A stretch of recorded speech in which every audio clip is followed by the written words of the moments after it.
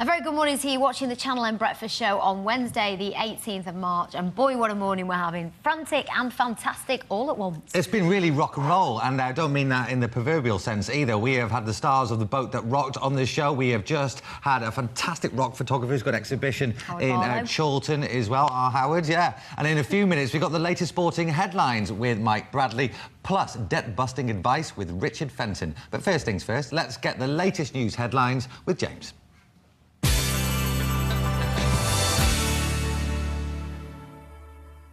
Good morning. These are the headlines you're waking up to this Wednesday. Figures show taxpayers here in Greater Manchester are spending £10 million a year on disability benefits for alcoholics. Across the 10 boroughs, there are 4,000 getting full-time payouts of £84.50 a week. Here's the breakdown of how many are in each area, and you can see Manchester has the most, with almost 1,500 claimants. That's followed by 500 in Salford and 460 in Rochdale. Trafford has the least, with 180. Once a person gets such a payout, they're then also eligible for other benefits. Officials say the rules are being tightened, but many such claimants have other issues which also stop them working. One of our hospitals is having to bring in special patrols to keep its A&E staff safe. Rochdale Infirmary is worried how many patients are getting attacked by drunks. They're also working more closely with pubs and bars so they can monitor people who've had too much on a night out. We've got 2 police officers on duty Thursday, Friday, Saturday nights, doing patrols with the security guards.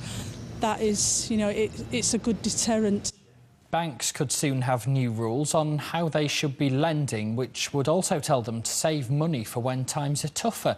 New guidance will be revealed later that's designed to stop them taking as many risks. It'll also be suggested they work closer with colleagues across Europe. Figures are due out in the next couple of hours, which are expected to confirm there are more people out of work than at any time since Labour came to power. It's predicted the number will go past the 2 million mark for the first time since 1997. Last month it stood at 1.97 million. A man's in a critical condition after a fight outside a pub in Failsworth. The 45-year-old ended up hitting his head on the road after getting punched outside the Sun Inn on Oldham Road on Saturday evening. It's thought his attacker was among a group on their way to watch the Amir Khan fight at the MEN Arena. The victim and his 2 friends had tried to step in when they saw an argument between a man and about 10 other people. Figures show half of the country's charities are being hit by the recession. Many say they're expecting it to have a big impact on what work they're able to do. With that in mind, we've been to Wythenshawe to see how bosses of a shop there are coping. Here's Nina Warhurst. Rachel has managed Oxfam in Wythenshawe for 14 months, but she says since the new year she's seen a drop in donations of around a third. People are either selling it online or holding on to it longer because they can't afford to replenish it. And car boot sales, things like that. I think people are trying to get as much money as possible from what they've got. And it's not just Oxfam that's suffering. According to the Charity Commission, 52% of charities say they've been badly affected by the credit crunch. That's up from 38% in September. And the problems for charities like this at the moment are, of course, twofold. A drop in donations as well as an increase in demand for their services. Well, obviously our sales are going to fall, which will impact on what we do overseas and certainly in the UK, our projects. So it means that, we have to work that much harder with what we've got to keep the donations going overseas and in the UK. But Rachel says there is a silver lining. People who used to have disposable income are now increasingly turning to charity shops. And some charities, like Comic Relief, are being rewarded for making the extra effort because of the credit crunch. Like everyone at the moment, charities must adapt in order to survive. Oxfam is pushing its Marks and Spencer scheme, where customers are rewarded with a £5 voucher for donating M&S clothing. And the Charity Commission says it's time more organisations started thinking about collaborating as a way of sharing expertise and costs. Nina Warhurst, Channel M News. Ryan Giggs is to be awarded the Freedom of Salford. The decision will be officially approved at a meeting later. The Manchester United winger has been nominated by lifelong Reds fan and councillor John Warmisham. He's the first person to get the accolade since Nelson Mandela in 2005. Finally, for now, a report is calling for councils to stop using 200 words or phrases that are considered unnecessary jargon. Business speak like revenue stream, fast tracking and incentivising are all on the list. The local government associations worried such descriptions stop ordinary people understanding what officials are saying, using the example, why have a coterminous stakeholder engagement when you can just talk to people instead? Well, we want to know what words and phrases annoy you. Is there one that, when you hear it, it makes you cringe, or maybe you just don't understand what it means? Drop us a text to 88821, start your message with the word news, or you can email us as well, newsdesk@channelm.co.uk. We'll go through some of your messages later on. That's all from me for this morning. I'll be back with the Channel M lunchtime news at 12 noon, and you can join Andy Crane from 5 tonight for a full roundup of the day's main headlines. Now, though, here's the sport with Byron and Mike.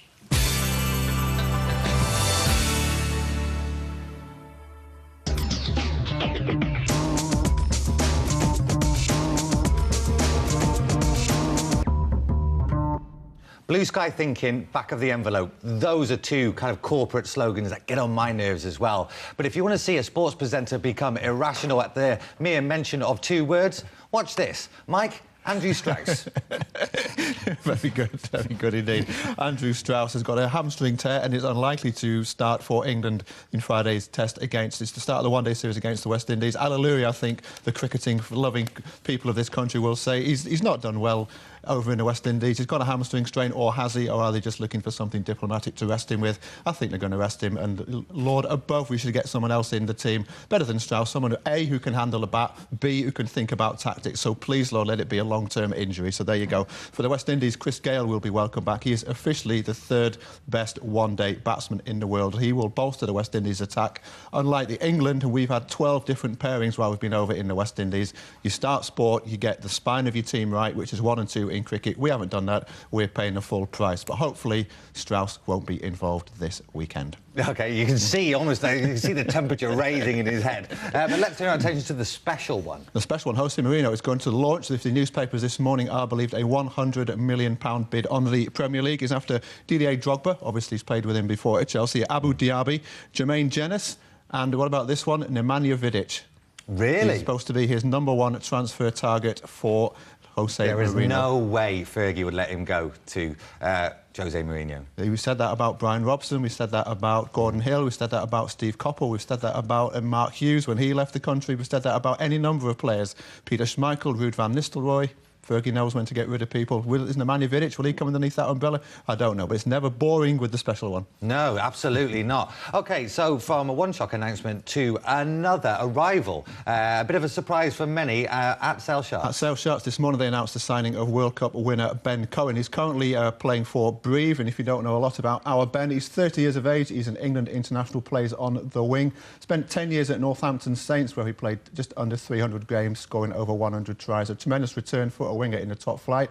Also lifted the Heineken Cup with the Saints for England. And his career stalled a bit since 2003 when we beat Australia in the dramatic World Cup final. 57 games, 31 tries. He actually wanted to leave Northampton and go to Leicester Tigers. He bought himself out of his contract only to find the money he'd earned from his testimonial year put him way above the salary cap. So he became a bit of a nomad. That's how he ended up in Brive. He's their second most used player in the top flight rugby in France. So that's quite an accolade. Yeah. The paper this morning has split 50-50. Is he an ageing battering ram? Is he the last thing Sale need? Will he be the signing that brings the fans flooding back to Edgeley Park? That's what the other 50% think. I think the truth is a little bit in the middle. Yeah, OK. Well, let's get from the truth to something just entirely confusing, which is the number of games that the Manchester Phoenix have to play at the moment. Cup competitions, league games, it's all getting a little bit thick on the ice. Yeah, league games that double up as cup finals, which we'll come to in a minute. Last night, they played the second leg of one of ice hockey's cup finals. That was a Challenge Cup. They were in Belfast. They went down 3-1 on the night, 6-5 on aggregate. So no Challenge Cup final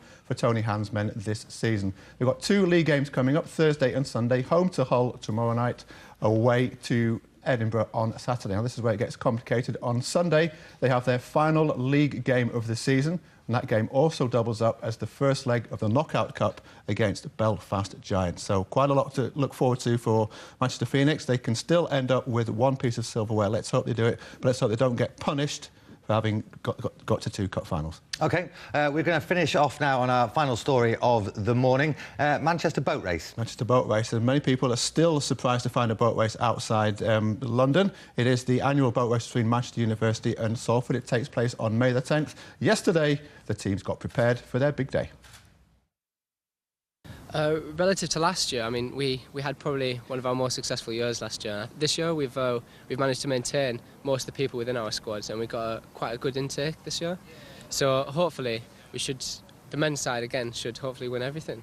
To be honest, I think there's always quite a big rivalry there, but it's nice to see Manchester down here. I think we are. There is quite a lot of respect for Manchester. They are a very, very big club, and they are very successful. So hopefully they'll start to think of us in the same way if we can show them that we are getting better. This is an ideal location. I was here last year for the Two Cities boat race, and it was awesome because not only did we have a fantastic view of the races that were going on the day, but we had street cheer here, there was face painting for the kids going on, lots of various different activities. I think they even had a samba group dancing away and strutting their stuff. So it's an ideal location for both watching the race and having a bit of fun at the same time. Time now to talk alternative financial products with our Debt Buster Richard Fenton.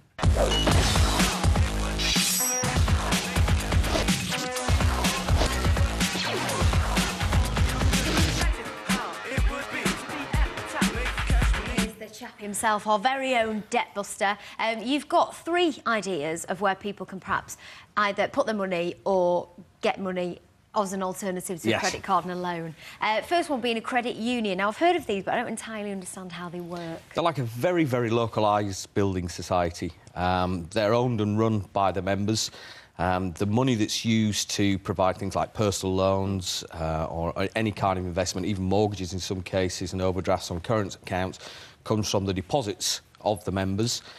They all have what is known as a common bond, and that would usually involve something like a local community or a local trade union, for example, or even a local social club of some size, obviously, because the more people that you've got that are members of the credit union, the more deposits you've got and the more flexibility that credit union has to lend.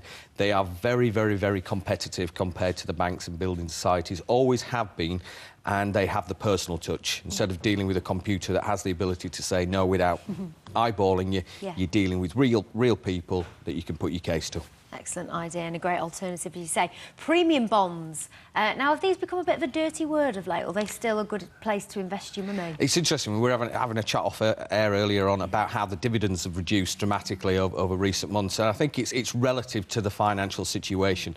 Interest rates have been cut, so therefore the deposits are not earning as much as they can, so the dividends are not as good, but they're still a good investment if you like to have a flutter on the lottery or the horses. It's the one gamble where you get your stake back. There's 2 huge prizes each month of £1 million, and prizes ranging from 100,000 all the way down to 50 pounds. So just to reiterate as well, your money that goes in, you'll never lose that, will you? No, you don't lose that. Stand a chance of winning. But you earn no interest. OK. And finally, prepaid credit cards. Yeah, prepaid credit cards, better known as gift vouchers, really, have been around for a while. Byron mentioned earlier that there's a similarity between them and prepaid mobile phones, which is spot on. They use the same technology, which is the chip and pin technology. You charge them up with as much money as you want, usually about £350 to £500, and you can use them exactly the same way as any conventional credit card. Ideal for somebody who has poor credit rating, who wants to do their shopping online, for example, and take advantages of the deals there. Or if you're travelling abroad, rather than taking a lump sum cash and run the risk of it being stolen, you can take it on the credit card and it is protected. And there's no way that you can actually overspend. You can't overspend, no. Afford. If it's £500 on the card, that's it. You can't go a penny over. So those of us that are budgeting, probably a good idea to look into those.